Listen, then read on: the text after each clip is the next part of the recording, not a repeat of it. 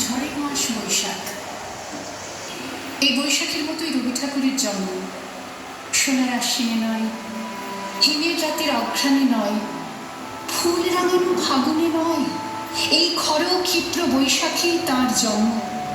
এই খ্যাপা বৈশাখের গৈরিক তিলক দিয়ে সাজানো তার জন্মদিনের ললাট।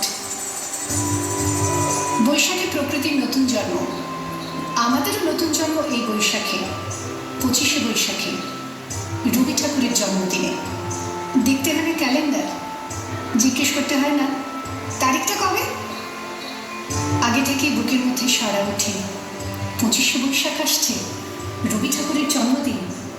বছরে একটা দিনের জন্য তারা নতুন হয়ে যায়।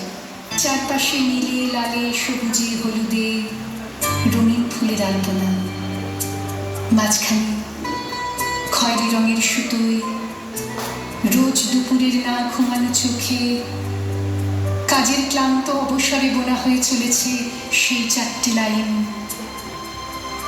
উদয়ের পথে শুনিকার বাণী, ভয় নাই ওরে ভয় নাই, নিঃশেষে প্রাণ যে করিবে দান, ক্ষয় নাই তার ক্ষয় নাই।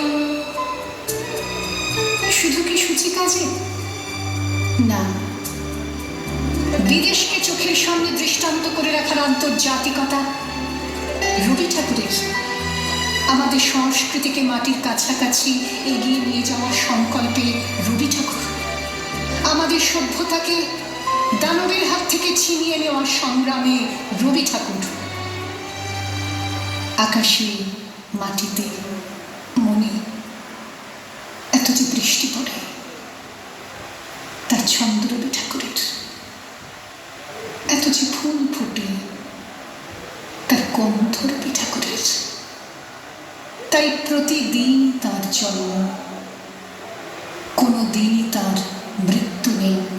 কালের কালা পাহাড় এসে কোনো দিন যদি ভারতবর্ষ থেকে সমস্ত ঠাকুরের পুজোর প্রদীপ নিভিয়ে দিয়ে যায়, তবু একটি ঠাকুরের বেদি চিরকাল থাকবে মাটির সঙ্গে গাঁথা।